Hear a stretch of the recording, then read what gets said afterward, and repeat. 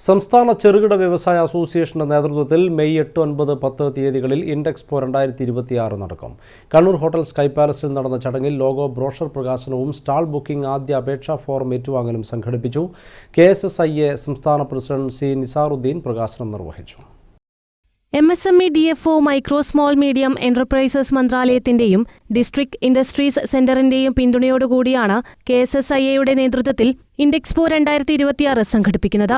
150-ലധികം പ്രദർശന വിൽപ്പന സ്റ്റാളുകളിലായി ഇൻഡസ്ട്രിയൽ മെഷീനറികൾ, കാർഷികാധിഷ്ഠിത മെഷീനറികൾ, യന്ത്രസാമഗ്രികൾ, ടൂളുകൾ, ഉപകരണങ്ങൾ, ഇലക്ട്രോണിക്സ്, പ്ലാസ്റ്റിക് ഉൽപ്പന്നങ്ങൾ, സംസ്കരിച്ച ഭക്ഷണ പദാർത്ഥങ്ങൾ, ഷീറ്റ്, ടൈലുകളും മറ്റ് ഫ്ലോറിംഗ് ഉൽപ്പന്നങ്ങൾ, പാക്കേജിംഗ് ഉപകരണങ്ങൾ, തടിയധിഷ്ഠിത വ്യവസായ ഉൽപ്പന്നങ്ങൾ, കറി പൗഡറുകൾ, റെഡിമെയ്ഡ് വസ്ത്രങ്ങൾ, സൗന്ദര്യവർദ്ധക ഉൽപ്പന്നങ്ങൾ, കരകൗശല വസ്തുക്കൾ തുടങ്ങി നിരവധി വിഭാഗങ്ങൾ ഇൻഡെക്സ്പോ 2026 ഭാഗമാകും.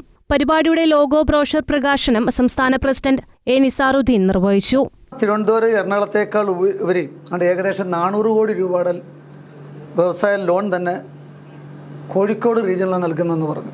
എന്നാൽ ഇവിടുത്തെ ഇൻവെസ്റ്റ്മെൻറ്റും ഇൻവെസ്റ്റേഴ്സും വ്യവസായം തുടങ്ങാനുള്ള ഒരു താല്പര്യങ്ങൾ വളരെ മാറ്റങ്ങളുണ്ട്. പക്ഷേ അത് ഈ എക്സിബിഷന് തീർച്ചയായിട്ടും ഒരു മുതൽക്കൂട്ടാകും.